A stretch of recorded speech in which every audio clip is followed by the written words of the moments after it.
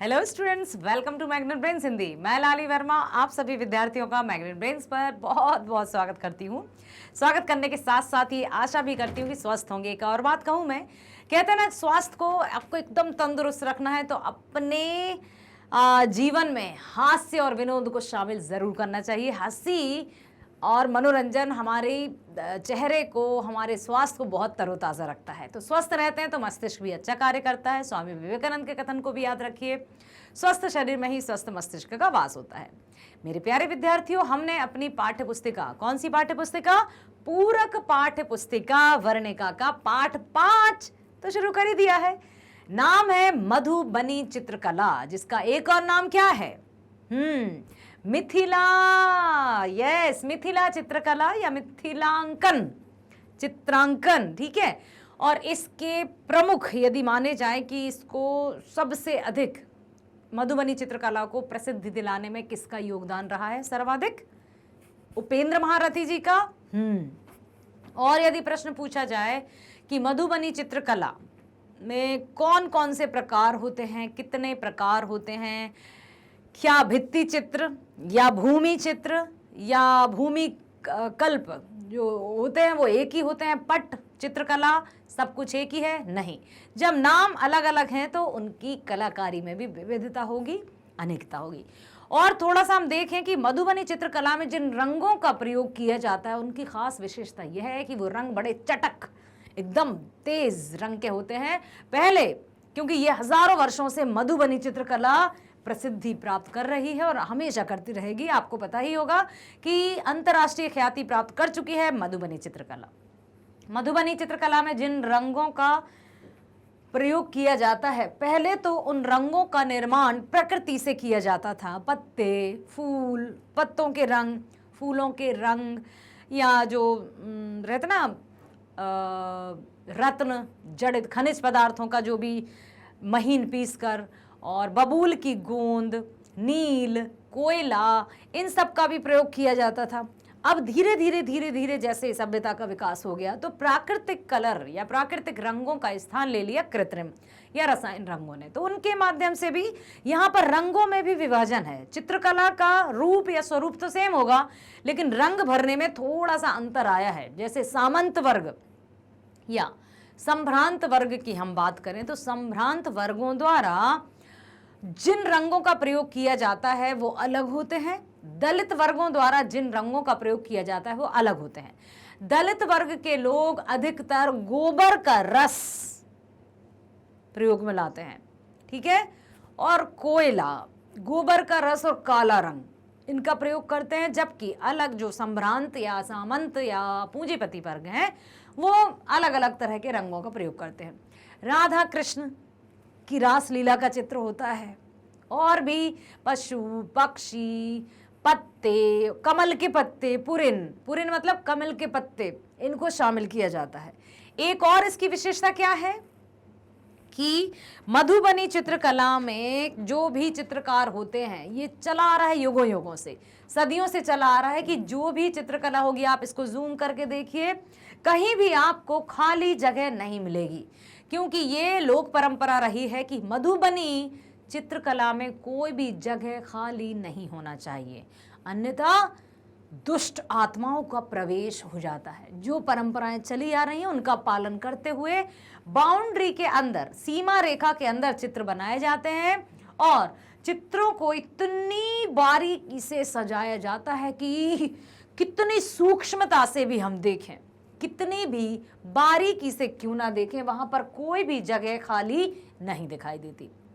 यदि किसी भी तरह से बॉर्डर या कहीं भी कुछ खाली जगह दिखती है तो फूल, पत्ते, मछली, कछुआ, इनसे सजा दिया जाता है और उसको अच्छे से भर दिया जाता है, ठीक है।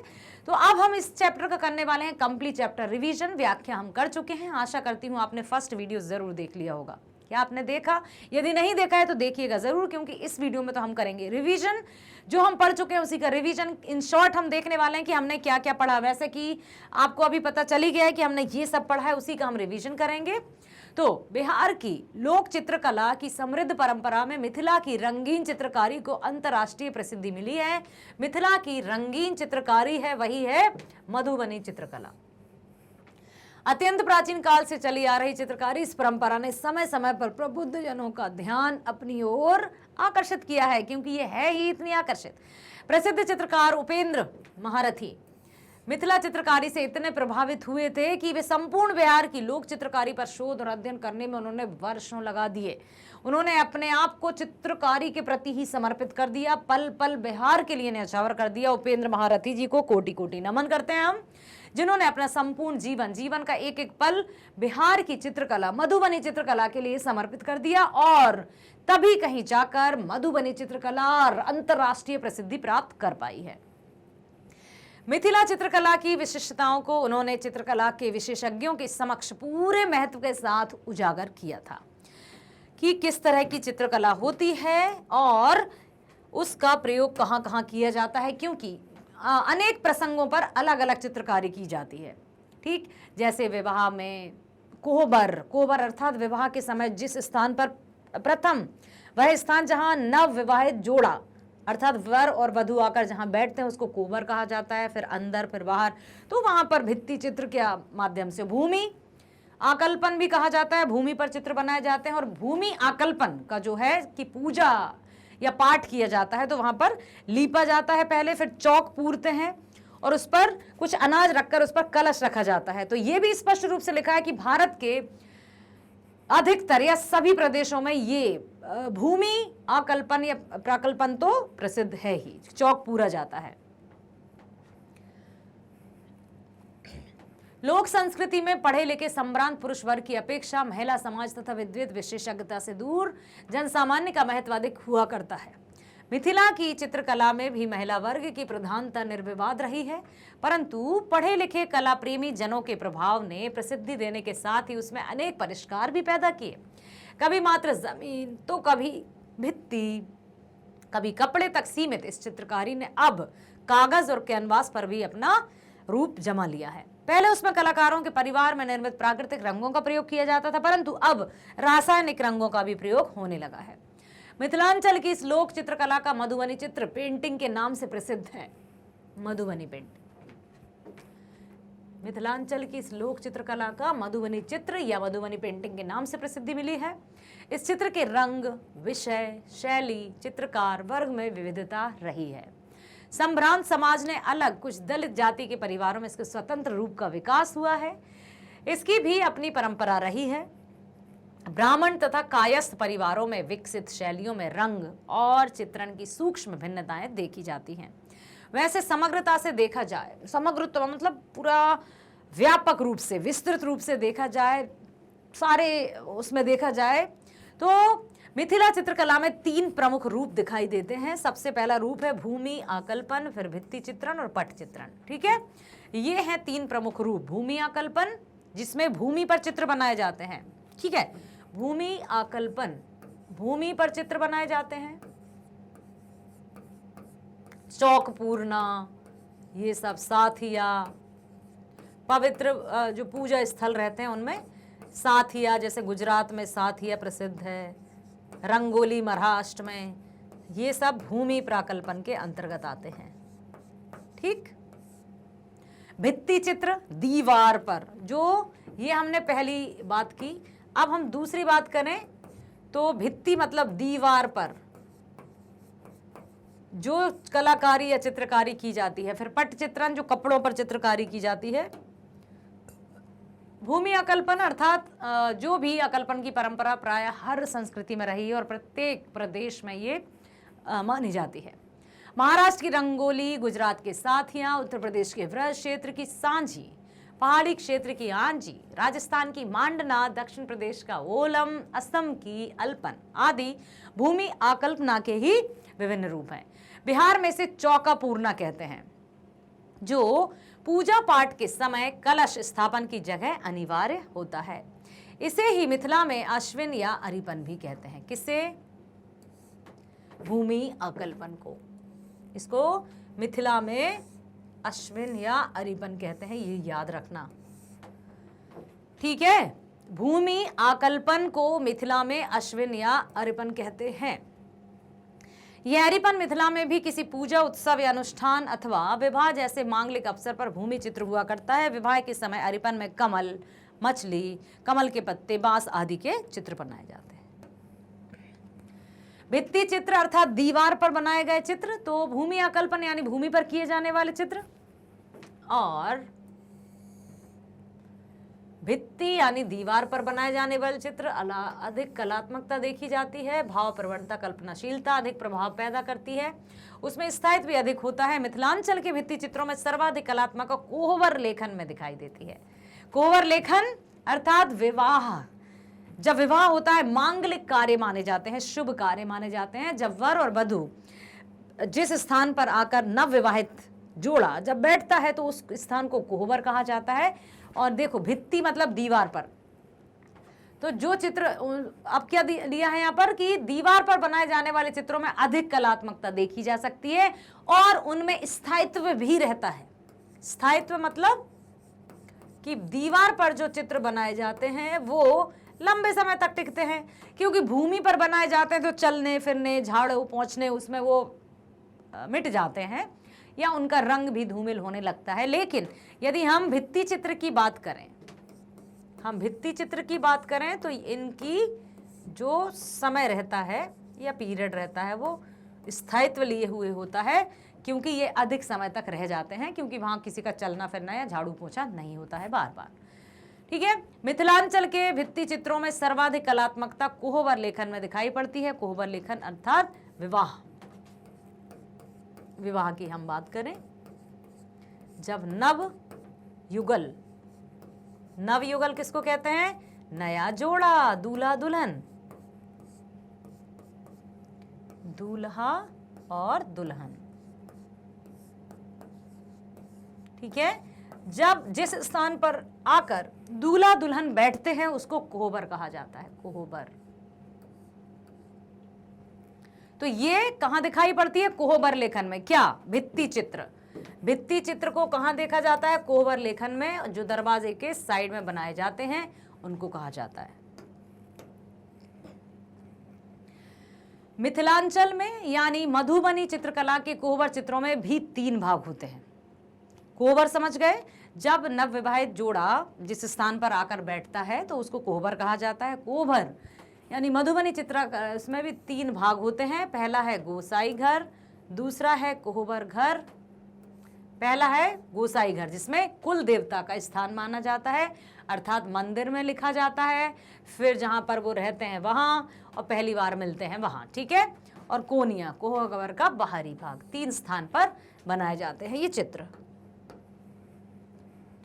कोहबर चित्रांकन में चतुष्कोणीय या आयताकार या वर्गाकार होता है। उसमें तोता, बांस, कमल का पत्ता, कछुआ, मछली आदि के अलावा नैना, जोगिन और सामा चकेवा के चित्रांकन की भी परंपरा रही है। वैवाहिक अवसर पर ही, क्या कहा जाता है? वैवाहिक अवसर पर ही कोहबर का अंकन होता है। कैसा होता है? और वह कोई महिला करती है, कोई जानकार महिला द्वारा कोहबर का अंकन किया जाता है। जैसा मैंने प्रीवियस वीडियो में भी बताया था कि एक तरफ बनते हैं, मान लो ये दरवाज़ा है, ठीक, एक तरफ बन जाते हैं सर्किल टाइप का, एक तरफ रहेगा वो बाउंड्री के अंदर। बाउंड्री तो रहती ही है भित्ति चित्र में, तो इसमें डबल डबल बाउंड्री रहेगी और इसके अंदर एक रहेगा राउंड राउंड शेप में कोहबर जहाँ दूल्हा दुल्हन रहेंगे, और एक इसके अंदर भी रहेगा। फिर इसमें बाउंड्री सीमा रेखा ज़रूर होती है। फिर यह कुछ इस तरह के चित्र बनाए जाते हैं जिसमें मान लो कि ये दूल्हा दुल्हन है। देवता के स्थान पर अभी 3 प्रकार हमने जाने ना, और कोई भी स्थान खाली नहीं रहता है, ये इसकी विशेषता है। तो चतुष्कोणीय या वर्गाकार, ठीक है, ये वर्गाकार सर्कल टाइप, और ये इस तरह से। उसमें तोता, बांस, कमल का पत्ता, कछुआ, मछली के अलावा नैना, जोगिन और सामा चकेवा के चित्र की परंपरा रही है। वैवाहिक अवसर पर कोहबर का अंकन होता है और ये कोई जानकार महिला द्वारा चित्र बनाए जाते हैं। ऐसा नहीं है कि किसी को भी पकड़ा दिया। और जो कोहबर बनता है ना, वो चावल के आटे, चावल को महीन पीसा जाता है, उसमें सिंदूर का रंग भी मिलाया जाता है और उससे बनाए जाते हैं। पहले उस स्थान को लीपा जाता है, पोता जाता है, क्योंकि गांव में ये हमने भी देखा है और मैंने भी चित्र बनाए हैं। तो तो चित्रांकन में अनार की डंडी की कलम तथा रुई से बनी तुलिका का उपयोग किया जाता है। मिथिला के भित्ति चित्रों में राधा कृष्ण की रासलीला, मिथिला के यदि भित्ति चित्र या दीवार वाले चित्र की बात की जाए तो यहाँ पर राधा कृष्ण की रासलीला, राम सीता का विवाह, जट जटिन आदि पौराणिक लोक कथाओं के भी चित्रण मिलते हैं। अब आते हैं हम पट चित्र। पट का अर्थ होता है कपड़ा, अर्थात जो चित्रकारी किस पर की जाए, कपड़े पर, उसको पट चित्रण कहेंगे। पट चित्रण अर्थात कपड़े पर जो चित्रकारी की जाए उसको पट चित्रण कहेंगे। पट चित्रण की परंपरा ने मिथिलांचल की रंगीन चित्रकला को उत्कर्ष तथा प्रसिद्धि के शिखर पर स्पर्श कराया। अर्थात जैसे जो पिलो कवर्स हैं, बेडशीट्स हैं, कर्टन्स हैं, पर्दे हैं, तकिए की खोल है या चादर है, इन पर घर की नारियां तरह तरह से अपनी कला को निखारती जाती हैं। और हाँ, ये बात अलग है कि आधुनिक दौर में अब यदि वर्तमान की हम बात करें तो पट चित्रण का रूप अब कागजों ने भी ले लिया है, पेपर्स पर भी या कैनवास पर भी इनके चित्र बनाए जाते हैं। पट चित्रण की परंपरा ने मिथिलांचल की रंगीन चित्रकला को उत्कर्ष तथा प्रसिद्धि के शिखर का स्पर्श कराया। माना जाता है कि विद्यापति कवि हैं। विद्यापति के समकालीन शिव सिंह के काल में पट चित्रण कला को विशेष विकास मिला। विभिन्न प्रसंगों के दृश्य कपड़े पर अंकित करने की उस परंपरा का विकास आज कागज या कैनवासों पर भी दिखाई देता है। मिथिलांचल की इस प्रसिद्ध चित्रकला में रेखा तथा रंग के सूक्ष्म प्रयोग देखे जा सकते हैं। रेखा ठीक है, तथा रंग के सूक्ष्म रूप देखे जा सकते हैं। छोटे से छोटा, छोटे से छोटा, छोटे से छोटा, मतलब पहली बात तो यह है कि इसका जो बॉर्डर रहती है उसी सीमा के अंतर्गत चित्रकारी होती है और कोई भी स्थान खाली नहीं छोड़ा जाता। तो चित्र के किनारे बॉर्डर से घिरे होना इसमें आवश्यक होता है। जो भी चित्र है उनको बॉर्डर के अंदर ही बनाया जाता है। ऐसा नहीं कि हम कोई भी चित्र, राधा कृष्ण बना रहे हैं, उनकी रासलीला है तो वो बॉर्डर के अंदर ना हो, नहीं, बॉर्डर के अंदर ही मधुबनी चित्रकला को बनाया जाता है, चाहे वो सर्किल में हो जाए, चाहे वो चौकोर हो जाए, ठीक, लेकिन रहेगी तो वो बॉर्डर के अंदर। ये मधुबनी चित्रकला की खास विशेषता है। और एक विशेषता है कि इसमें किसी भी तरह का स्थान या जब भी पेंटिंग बनाई जाती है पूरी तरह से भरी हुई रहती है, कोई भी जगह खाली नहीं दिखाई देना चाहिए पेंटिंग में। यदि जगह छूटी तो दुष्ट आत्माओं का प्रवेश हो जाएगा, ऐसी लोक परंपराओं की मान्यता है। मिथिलांचल की इस प्रसिद्ध चित्रकला में रेखा तथा रंग के अनेक सूक्ष्म प्रयोग देखे जा सकते हैं। चित्र के किनारे से घिरे होना इसमें आवश्यक होता है। दोहरी रेखाओं वाली किनारी में मछली, फूल, फल, जो भी इसकी बॉर्डर रहती है, ठीक, उसमें दोहरा रहता है, तो दोहरे में इसमें मछली बन जाएंगी, कहीं फूल बन जाएंगे, तो इस तरह से इसको बना दिया जाता है। उसके अंदर फिर चित्र बनाई जाती है। तो किनारी यानी सीमा रेखा के अंदर चित्र, दृश्य, प्रसंगों में जरूरी होता है कि रेखा और रंग से कोई स्थान खाली नहीं बचे।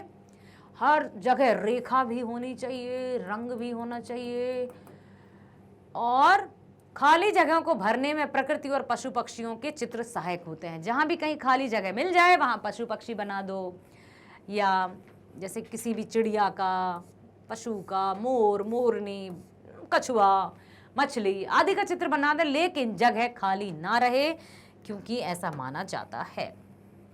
अब तो मधुबनी पेंटिंग के नाम से विख्यात इस चित्रकला के मुद्रित रूप भी मिलते हैं। पेंटिंग मूल्यवान हो गई है। विश्व प्रसिद्ध जो है मधुबनी चित्रकला, मिथिलांकन, मिथिला चित्रकला, बस ये दो नाम मतलब एक नाम, मिथिलांचल या मधुबनी, ये एक ही है। उपेंद्र महारथी जी को विशेष ख्याति मिली है। उन्होंने मधुबनी चित्रकला को बहुत बारीकी से खोजा, जाना, परखा और विश्व विख्यात कर दिया। अब तो मधुबनी पेंटिंग के नाम से विख्यात इस चित्रकला के मुद्रित रूप भी मिलते हैं, परंतु मूलतः इसमें पहले प्राकृतिक रंगों का ही प्रयोग हुआ करता था। जैसे जो प्राकृतिक रंग अभी हमने चर्चा की ना, कि पत्तों का रस हुआ या फिर फूलों का रस हुआ, नील, जो कपड़े नीले रंग के, या पलाश, पलाश जानते हो आप, पलाश का पेड़ रहता है, जिसमें ऑरेंज कलर के फूल नज़र आते हैं, तो वो उसका रंग बहुत पक्का होता है। होली के समय पहले जब ये रासायनिक रंग नहीं हुआ करते थे, उस समय पलाश के फूल बहुत बेहतरीन रंग का काम करते थे और इतना पक्का रंग होता है उसका कि कपड़ा फट जाएगा लेकिन रंग नहीं उतरेगा। तो कुछ ऐसे ही प्राकृतिक रंगों का उपयोग किया जाता था पहले मधुबनी चित्रकला में। ठीक है, पहले चित्रकार अपने घर में ही स्वयं रंग बनाते थे, जैसे फूल, फल, छाल। छाल समझते हैं, जो वृक्ष की जो छाल रहती है, स्टेम का जो कवर रहता है, आदि से बनने वाले रंगों में करजनी की फली, दीप की फुलिया, पेवरी, रामरस, सिंदूर, नील आदि के सहारे अनेक रंग बनते थे, जिनमें बबूल के गोंद का सामान्य प्रयोग होता था ताकि वो पक्का हो जाए। बबूल की गोंद बहुत अच्छी रहती है, पौष्टिक भी रहती है। हाँ, क्योंकि जब हम गांव में रहते थे तो वो जो उसको घी में भून कर जब खाया जाता है तो वो बहुत अच्छी रहती है। ठीक है, गर्भवती महिलाओं को भी उसके लड्डू, जैसे गुड़ और बहुत सारे जो मेवा मिष्ठान रहते हैं उनके अनुसार उसकी भी और भी बहुत सारी गोंद रहती है, उसको खाया भी जाता है और साथ ही साथ यहाँ उन रंगों में मिलाई जाती है ताकि वो फिक्स्ड हो जाएं, एकदम पक्के बन जाएं। ठीक है, मधुबनी चित्रकार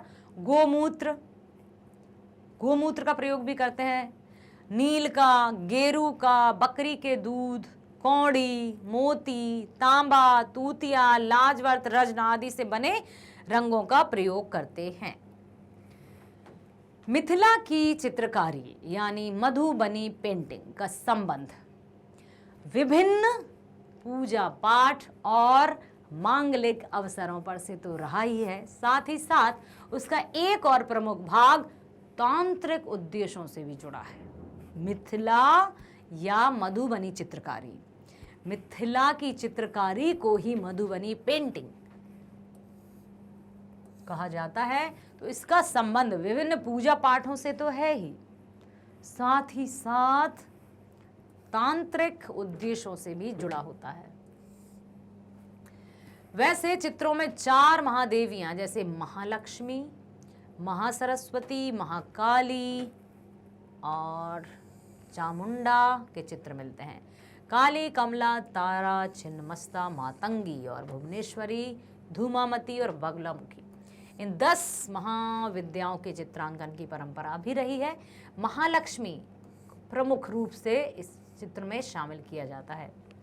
मिथिला चित्रकला को सुरक्षित रखने और विकास देने वाले ब्राह्मण और कायस्थ परिवारों के चित्रों में अनुष्ठान, संस्कार और सौंदर्य की प्रमुखता रही है।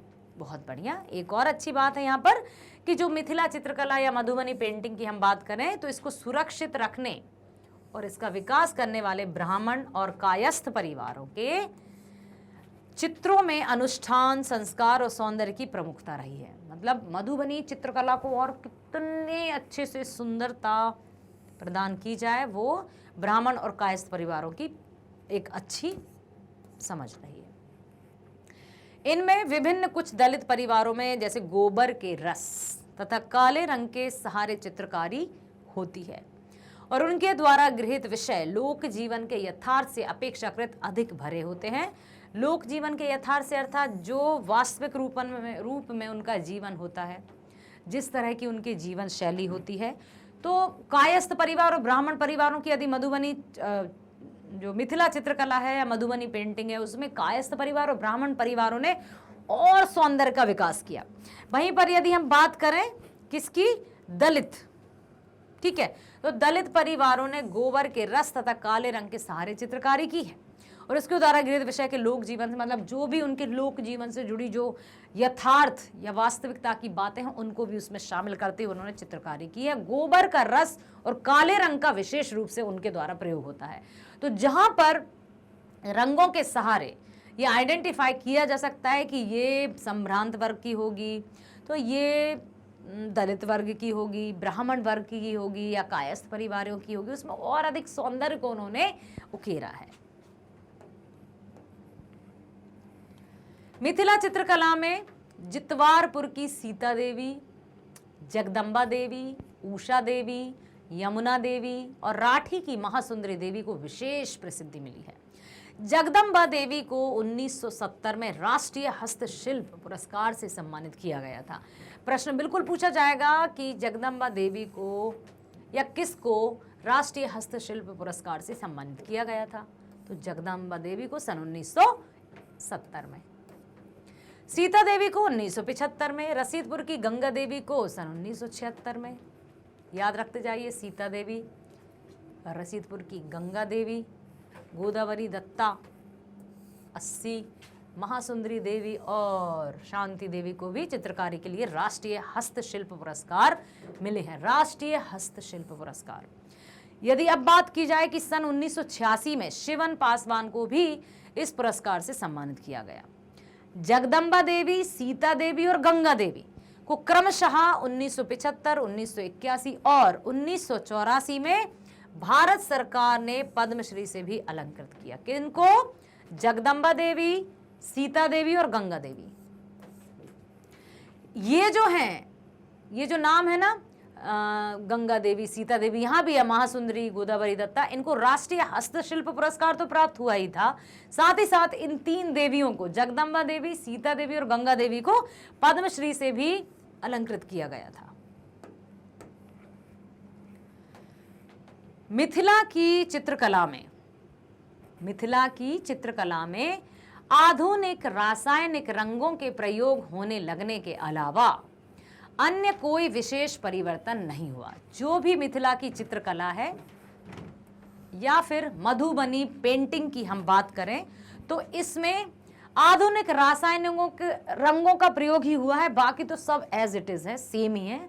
मतलब रासायनिक या कृत्रिम रंगों के अलावा इनमें कोई अधिक परिवर्तन देखने को नहीं मिला है। ठीक है, उसमें कलाकार के परिवेश तथा उसकी व्यक्तिगत रुचि के अनुकूल विभिन्न प्रयोगों की संभावनाएं भी बनी रहती हैं।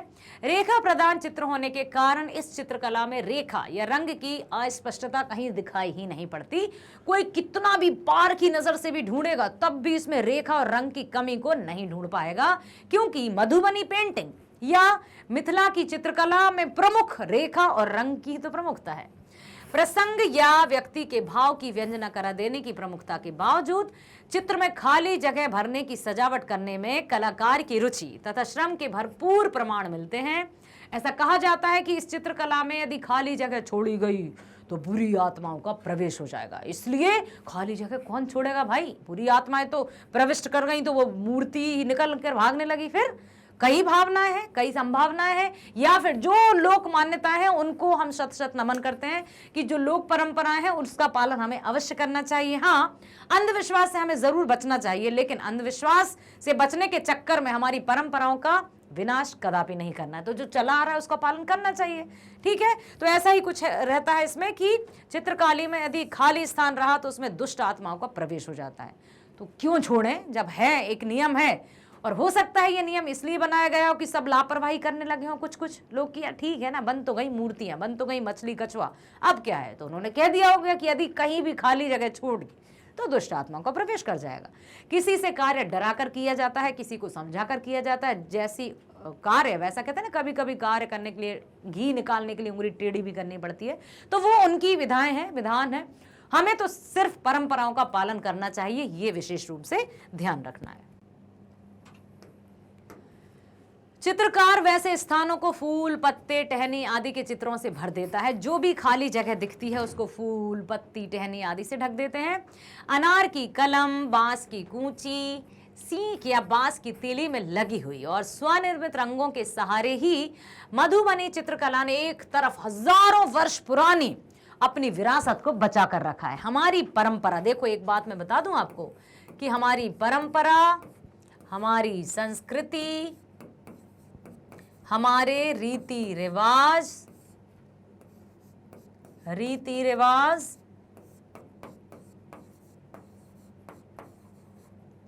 ठीक, इन सब को हमें सहेज कर रखना चाहिए।